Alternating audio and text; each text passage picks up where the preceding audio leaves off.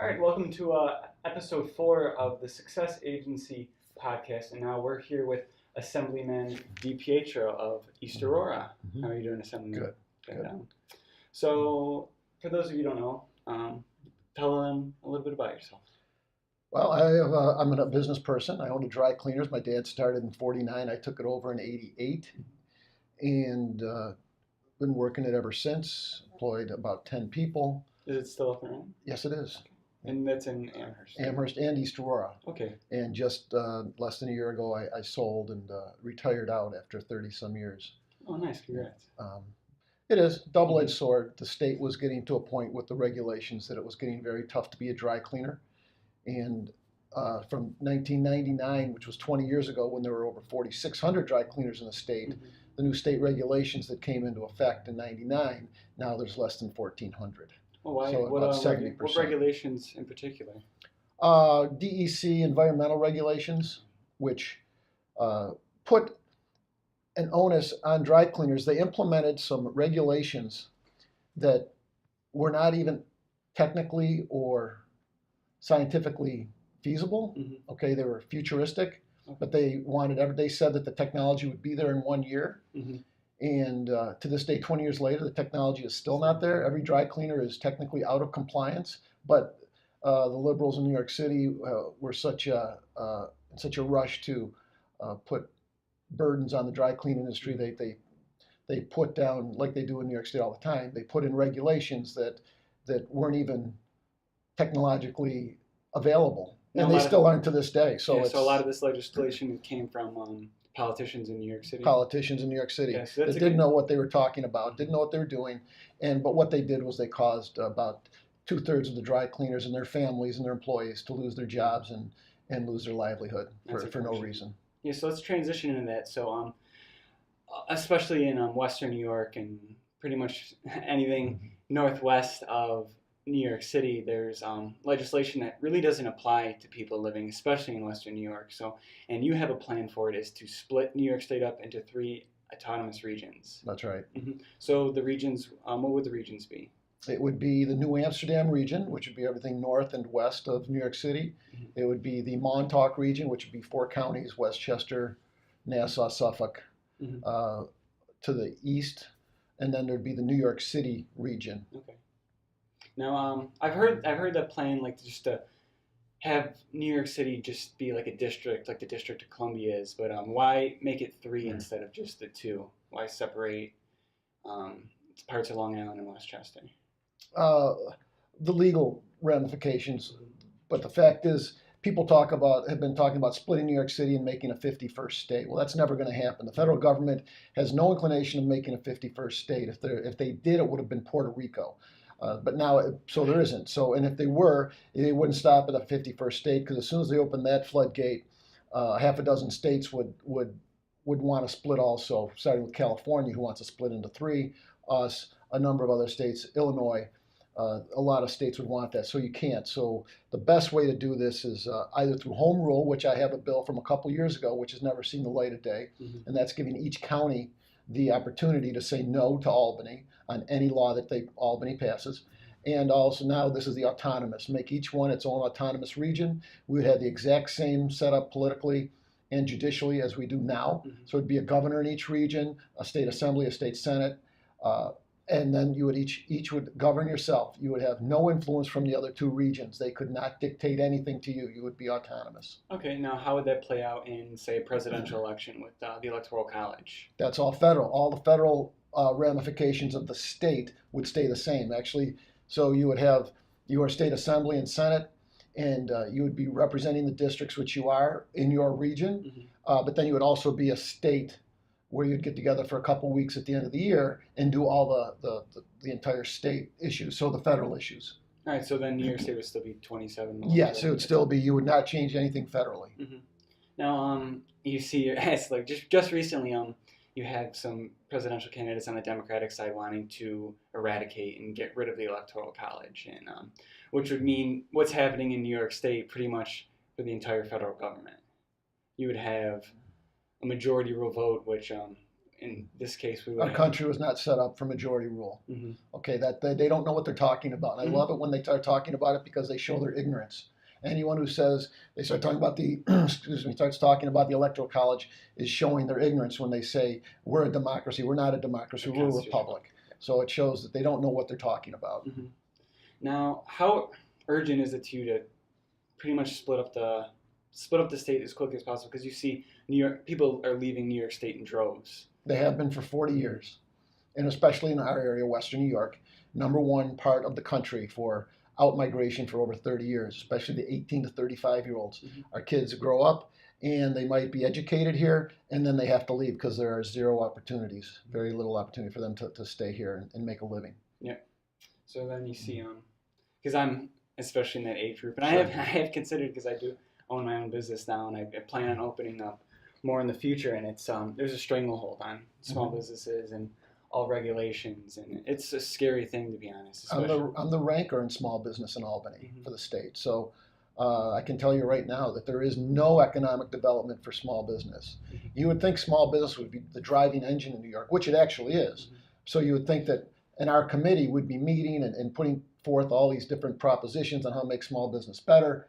The fact is the governor controls every facet of the economy, and we met once last year to study one bill, and that was it. And that was a joke. What was So the bill? the governor, it was a study to do to minority women business enterprises, MWBE, just to see how that was working. Okay. And the study was approved, but they haven't even started it yet. So it's very frustrating here in New York to watch small business, which I have been all my life, Mhm. to watch it just get crushed and with no common sense and no thought. Most of the people making these decisions have never employed anyone, have never run a small business, don't know what they're talking about. So when they bring up talking points, I shoot them down right away. Mhm. But it doesn't matter because we're dealing with a different mindset. Those that try to control us, especially out of New York City, don't have a clue what it's like to live in this part of the state. They don't care. They've made it very clear. I've talked to many of them. They could care less. They think that we are the welfare portion of the state, Mhm. and they just give us the crumbs so that we can exist. Basically, they don't care what happens to us. Now, how much do we receive any sort of tax dollars from like New York City? Yeah, we do. We get some. We send them money. They send us some back. It's always, how much more do they send us? They say they send us a large amount of money back, and I say, whatever it is, then great. Then you should be all for splitting the state because now you can keep all that money because they know New York City is going under right now. New York City is quietly and slowly going under. People have to remember we have a $175 billion budget in New York State, Mhm. but New York City has their own budget. And New York City's budget just for New York City is $90 billion. And they can't sustain it anymore. And that's on top of the 100. That's on top of the money that we get that the state receives and sends to New York. They have their own $90 billion budget. And it's proving to be too burdensome. De Blasio, the mayor of New York City, just put on another millionaire's tax on top of the millionaire's tax.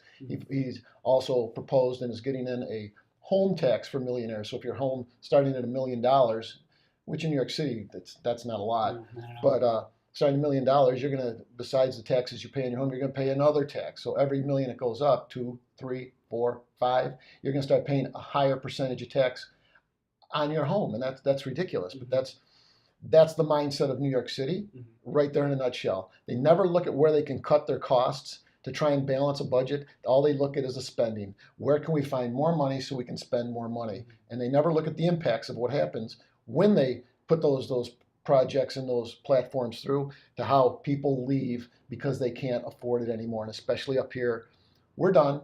After the November election, New York City is totally radical. Everything in this state is controlled by New York City. There's not one elected official west of the Hudson who has any say in any program, policy, or bill or law that comes through anymore.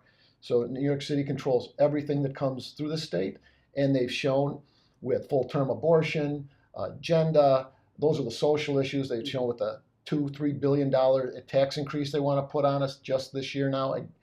They've shown they cannot control themselves and that their ideals don't match up with the rest of the state. And that's exactly why we need to separate and let them go their own way, and they can do whatever they want, and then let us do what we want.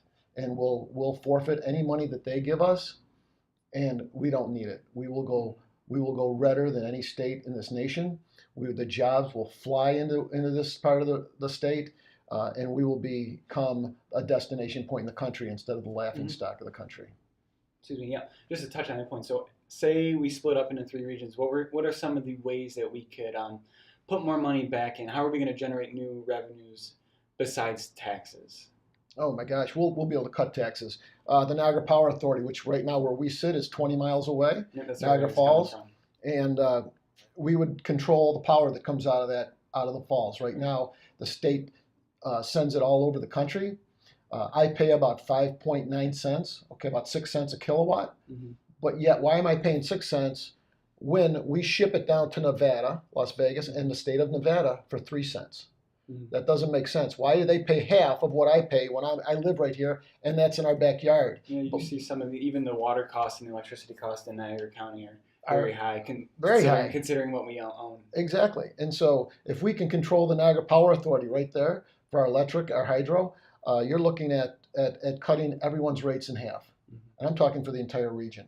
Okay, and we'll still make money off of that plant. We'll still ship energy out of that plant and make money. What would that do right off the bat? A business like my dry cleaner, $1,200 electric bill cut to $600. That's real money. Mm-hmm. That's real savings, and that keeps me viable. And that's just one aspect. How about the Marcellus Shale in the southern tier? Fracking. We frack that natural gas, and the rest of the state, we boom. Mm-hmm. We start thousands of jobs, great jobs, $50,000 to $150,000.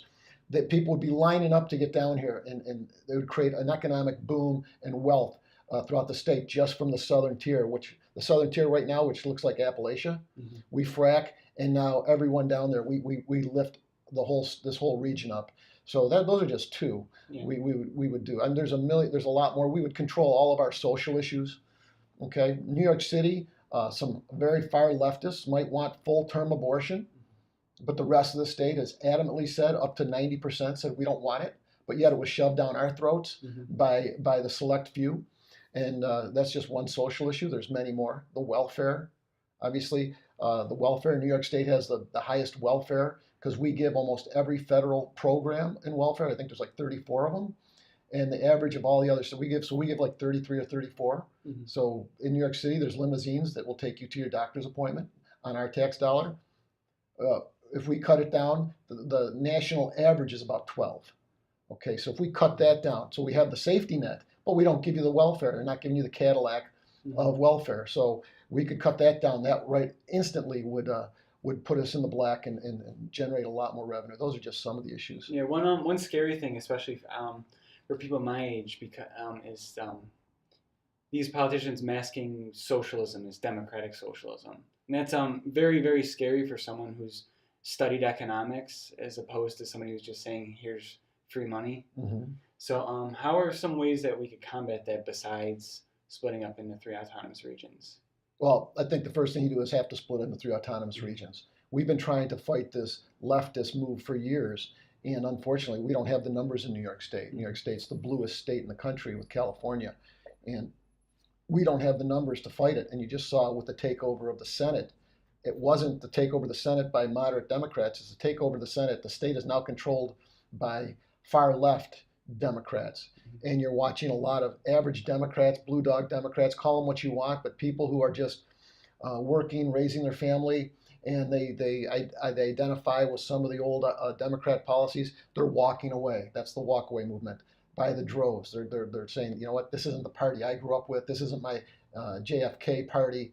This is not Martin Luther King per se. This is a different party, and they don't want any part of it. Unfortunately, again, New York City controls it. So as much as we want to fight and try and change hearts and minds, we don't have the numbers elected to make the move. The only way we're going to make that move is split. Well, not only in New York State, but democratic socialism is like making its wave across the country, and you see it with Bernie Sanders, AOC. Mm-hmm. So what are some ways that, because it's scary to come out and combat it, especially somebody in a millennial generation or even younger. So what are some ways that you would recommend kind of trying to combat the socialism talking points and institutes? It's all education. Mm-hmm. and we beat them in the court and in the arena of ideas. And when I'm on the floor in the assembly, Mhm. we debate them. We debate the left all the time, every day, Mhm. and we win literally every argument Mhm. because they don't prepare for it, and they just have thoughts and ideas that sound good. Yet when you put them on paper and they pass them and we debate them, we show every day, at least literally every day, they bring up a bill which is unconstitutional in the United States or in New York State, the New York State Constitution, and we will debate it and show them in writing why what they're proposing is unconstitutional, Mhm. and they don't care. So they vote for it and they pass it anyway. Okay, and that's the problem we have. When there is no respect for the Constitution, when there's no respect for law, which they don't have, they have no respect, that's the toughest battle there is, because now you're not dealing with someone who's working full capacity. These people are using emotion and trying to justify something, which in the end, a lot of times is going to hurt the very people they're trying to help. So how do they pass these laws if they're just like unconstitutional? Because they're basing them on their feelings, Mhm. and they will pass them, and it happens literally every day. So is that what happened to something like, say, the SAFE Act? Yeah, we told them in the SAFE Act, but here's the thing: when it comes to unconstitutional, like with the SAFE Act and full term abortion, because they left the language so vague, you can sue, but they know, especially with the SAFE Act, they came right out and said, go ahead and sue us because it's going to take you 10 years and millions of dollars. Do you have it? Go ahead. Because they know once you get it into the state Supreme Court is packed with leftists. You're never going to get it out of the state Supreme Court. You might win in the appellate court, and then the state Supreme Court's going to come down. How many years and millions of dollars is that going to take? So now you've got to take it up to the United States Supreme Court, and that's you might not even get that far. They might not take it, but that's going to be 10 years. And look, we're in the 7th year, and we're still in the courts. So they know exactly what they're doing. Okay, yeah, maybe it is unconstitutional, but you know what? Go ahead and fight it. We've got the votes. We're going to pass it.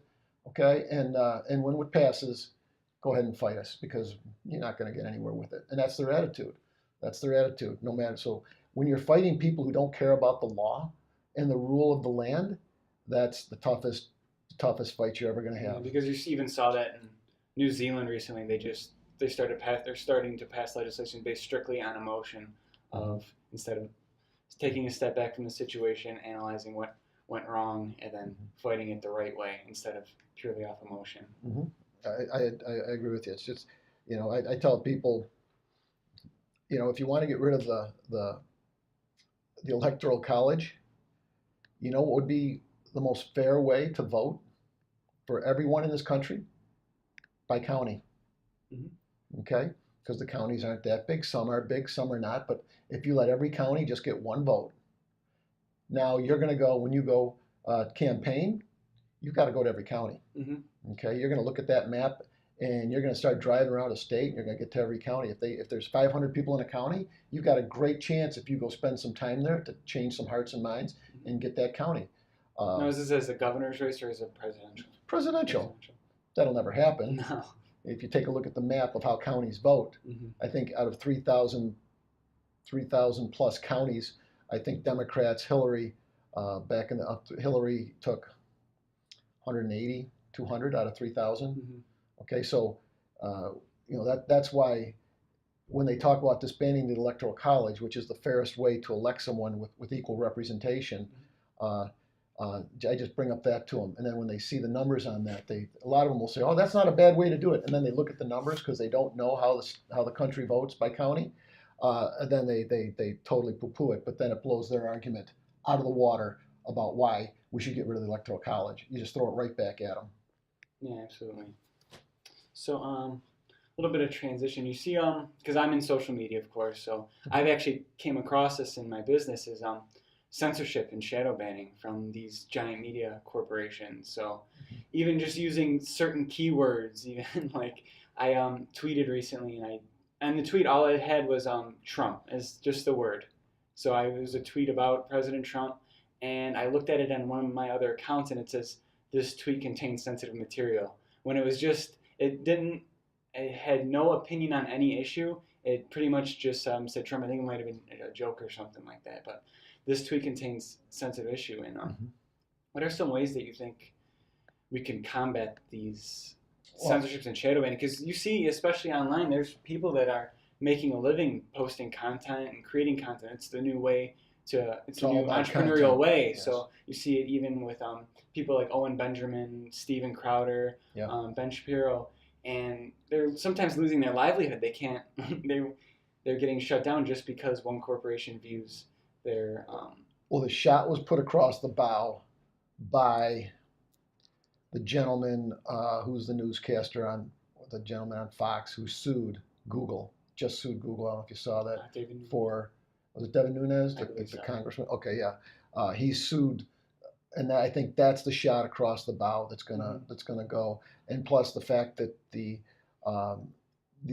student from the Catholic school at the Washington Memorial, or at the Lincoln Memorial, that sent a strong message, and I hope that they all win those, because once these major corporations that are doing this start losing hundreds of millions of dollars, you know what? They're gonna have to start thinking twice. And if they want to keep those policies in effect, hopefully we'll have enough people suing them, they go bankrupt and they go out of business. Now I know, especially on Facebook, because I run a lot of paid advertisements on Facebook, and I run some ads for it's half charity. It's not a nonprofit, but they do some charity work.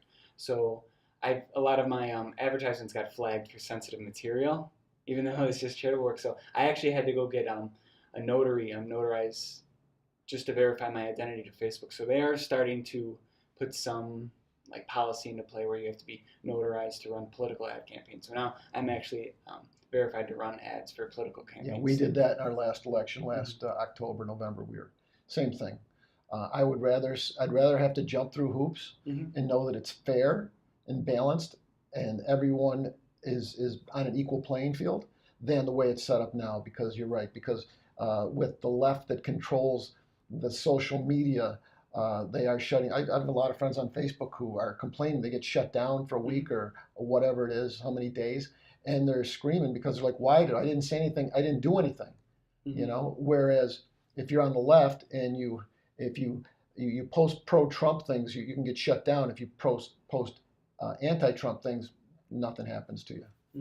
Yeah, but there is almost like a devil's advocate point, and it's like, then how come you want to tell these corporations how to run their business? I don't. I would just like them to be all fair. Level playing field. That's actually not just democracy. That's capitalism.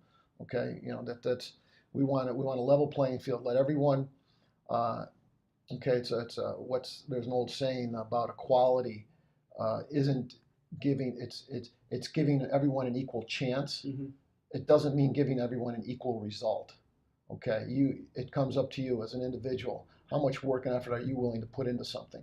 And that's all we ask for, and that's all I ask for. Is whatever the rules are, we'll play by them as long as it's equal. That's right now we don't have that. Yeah, I feel like some portions of this play in the educational aspect as well. So a lot of students, especially young students, I've actually experienced this with in my family. They person in my family had a certain teacher that was on Netflix playing a TV show that was slamming President Trump. Like right in the middle of the classroom. So you see it like across the board, and that's only a 14-year-old. It stretches lower and lower and younger. These kids aren't taught like the true meaning of capitalism, the true like foundations of the country and the Constitution, the correct way. So I've got a 11-year-old daughter. She'll be 12 next week.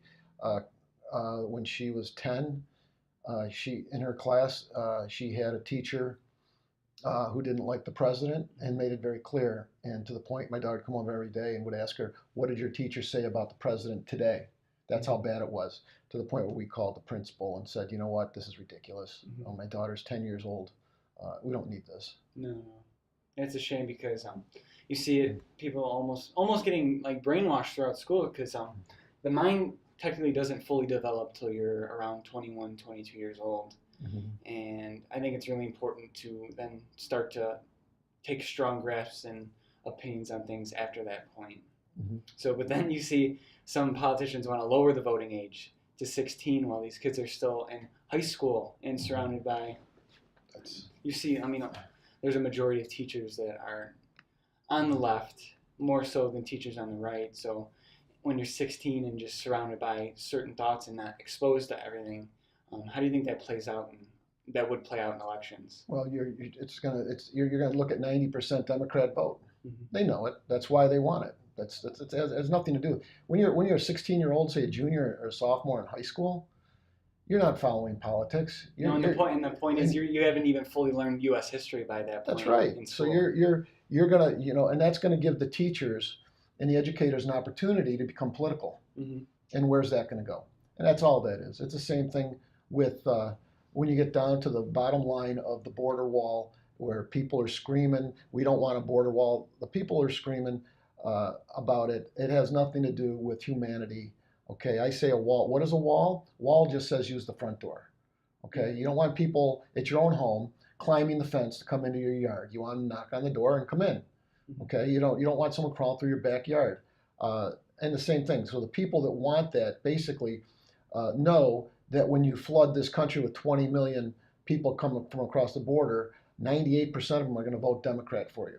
And that's what this is. This is a way to swamp the election process for the left, and they know it. And they just hide behind everything. It's not even a new idea that they had this. Well, this has been going on for years and years. Well, not even that. Like when immigrants came over from, even through Ellis Island, you had people like Boss Tweed and those certain people that would almost bribe them with jobs and homes and just slums and projects, and that's how they got majority of the Democratic vote. Yeah, it's.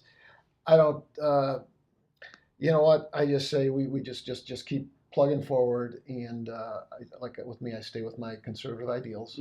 Okay, family first, and I watch what's happening to our country, and the left is pulling this country down a hole we'll never come out of, and I think at some point there's going to be a spark that's going to really wake a lot of people up, and I don't know what it is, but it's just we can't allow socialism to creep into our society. It does no one any good, and I never hear anyone give me a good argument why it works, because it doesn't work. If they go to Norway or Finland, they say these countries, Venezuela is more the socialist model, Cuba is more the socialist model, and all those countries that have had it have ended up on the ash heap of history. And this country has been blessed, and it's because people want to come here. It's because of the capitalist ideas that people can reach the true value and meaning and the true potential where you can't do that in other countries. You can here. You can be whatever you want. It's your hard work, it's your dedication, and it's your brain and your thoughts and that allow you to achieve the best you can. And you don't have that. That's stifled in every other government system. And without that, you get communism. It's as simple as that. Yeah. So we covered a lot of politics. I wanted to get into maybe something a little bit more lighthearted now. It's still a little bit political, but sports betting is starting to make its way across the country. You can get legal. So where is sports betting in terms of New York State right now? I know it's going to after the budget. I think they're going to pick it up again. But it was actually supposed to go through last year. We were told it was, and then again, it got held up for one reason. The same thing why New York State was the last, and Buffalo was I think the largest city in the country that still did not have Uber or Lyft, and it was because a bunch of politicians down in New York City were not getting greased enough, and I'll say that right on camera. It was all come down to money. All came down to lobbyists and how much money they were putting in, and that's why we were the last state to get it, because New York City wanted to control everything about it. The taxis in New York City, that whole conglomerate, were up in arms, and it was until they could hammer out that deal, and that was a lot of money switching hands. Yeah, so is that similar to what happened with, say, even mixed martial arts legalization? Mixed martial arts was the exact same thing. I talked to the people promoting mixed martial arts, and they were just dumbfounded behind door. They wouldn't tell you on camera, but they told me in private, said, Dave, we don't have the money they want. They want us to come to these fundraisers and donate a lot of money, and we don't have it. And I'm assuming DraftKings and FanDuel as well. And that's where I think that's what held up the sports betting last year. And they all try to blame it on other things, but that's the inside baseball down in Albany is about the money. So back to sports betting a little bit. Yeah. So you could actually, there are Vegas odds on the presidential election coming up. So Vegas odds actually have the Democrats as a minus 150 favorite to win the election, where the Republican side is a plus 120 favorite. So what would your money be on that? I would be betting that Trump will get reelected. And then now Trump actually has a plus 220 underdog, but he's still the most favorited candidate to win. And then they have Bernie secondhand as a plus 550. I don't think Bernie. I'll bet against Bernie. If there's a book out there that says you can bet against Bernie's, not going to be the. You could actually bet for Dwayne the Rock Johnson at a plus 125,000. That'd be awesome. Yeah, so out of all the Democratic candidates, who do you think would get the nomination? Oh gosh, it's way too early, but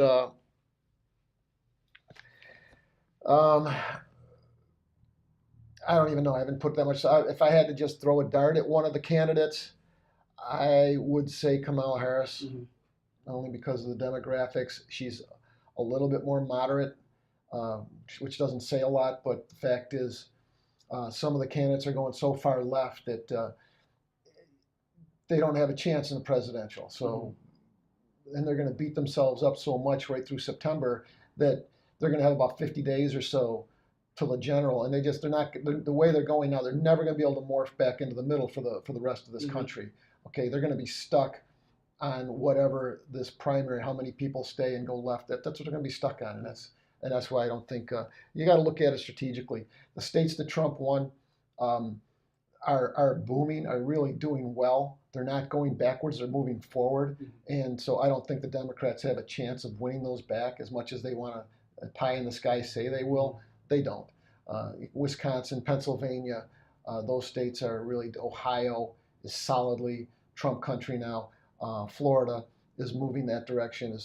You're just not going to get those states, and without them, you don't have a chance. And my prediction, if the economy stays strong, which I know it's going to, and everything's status quo, Trump's going to win in a landslide more than he did last against Hillary. That's awesome. So before we wrap up, we talked a lot of politics, but as a business standpoint, we have a lot of business people watching the podcast. So what would be your advice to somebody looking maybe to start their own business, or they have a startup and they're looking to grow it? Just politics aside. Politics aside, I'd say get out of New York State. I'd say I wouldn't start a business in New York State. Okay, I really unless it's something that's got high returns on it, because you will get taxed into oblivion. And people in business, that's why Amazon left. That was one of the reasons. They were getting everything for free, but they just. Yeah, it's a shame because they would have brought a lot of great jobs to, especially in Queens and Long Island City there. They would have, but I mean, look around here. You've got New Era Cap that left and it's in my district. The things that they were arguing for the last so many years, saying we need some help in this area, some tax breaks here. Everything they gave Amazon some of the things they gave Amazon were the things that they were looking for here in New Era Cap, and that was the last straw. So you're giving them to Amazon and giving them a ton of money. Besides, we're asking for some of these things, but you won't give them to us. See you later. We're gone. But I would tell anyone in business, you've got if it's national, go right ahead, because there's the climate now with the president and with his administration is very pro-business. Okay, and in any respect, they're going to try and help you. So I would say you've got a good shot at it. So I would encourage it. I love people that start up businesses because they're usually really motivated. They're hard workers, and they bring a lot to the table. So I would say try it. New York State, I would say be very smart and very cautious, and make sure you know exactly what you're getting into, especially with some of the new regulations coming down the pipe. With New York City and the left controlling everything, you've got to be real smart and careful. Okay, and where could people check out your 3 autonomous regions bill? What's the update? Any updates on that? I have my website will be coming out shortly. Okay. It's just called splitthestate.com. All right, we'll put that in the description. Yep, splitthestate.com. That'll be out hopefully by the end of next week. Okay, great. And that's where you can go, and I'd ask everyone to sign the petition. I think you just put in your email or something, and you sign it saying that you're for splitting the state. What's the goal for how many petitions you're looking for? We haven't put it out there yet, but I would say I would love to see 500,000 to 1 million. Do you think you could get bipartisan support with the 3 autonomous regions? I think I can, yeah. The fact is, in New York City, The elected officials in New York City are having a tough time finding money. Mm-hmm. Okay, the governor came out a couple weeks ago, as you know, and said, I fell off my chair when he said we can no longer tax the rich. Well, that didn't fly with a lot of people in New York City, so they're ignoring him. Mm-hmm. And the fact is we know for you, the millionaires, the very wealthy, are leaving New York City.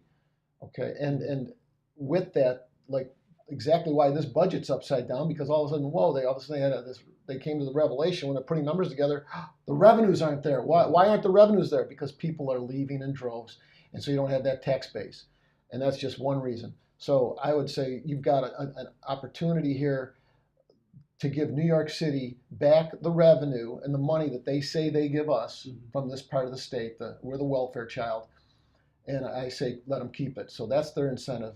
They say we no longer have to deal with the people over in the other part of the state. Let them die. That's what they say. Let them die by themselves. Without us, they're nothing. Mm-hmm. And I say, God bless you. You guys go do what you do, but yeah, let us die by ourselves, because we won't. We'll be overnight. We'll become very, very. This state will become, the rest of the state will become very red. Mm-hmm. All right. So anything else you wanted to plug before we wrap up? Nope. Get me on Facebook, and if you would, next week we sign that petition. We get that petition going viral. Absolutely. Okay. Well, hopefully this podcast will help get the message out there, and that'd be awesome. I appreciate having me and taking the time out of your day to do the podcast. Anytime. All right. Thanks. Hope you guys enjoyed the podcast with Assemblyman DiPietro. Remember to go to splitthestate.com and sign his petition, as well as following him on Facebook. And then you could always follow me and the Success Agency on Facebook, Instagram, and YouTube. Be sure to comment and subscribe, and I'll see you guys in the next episode.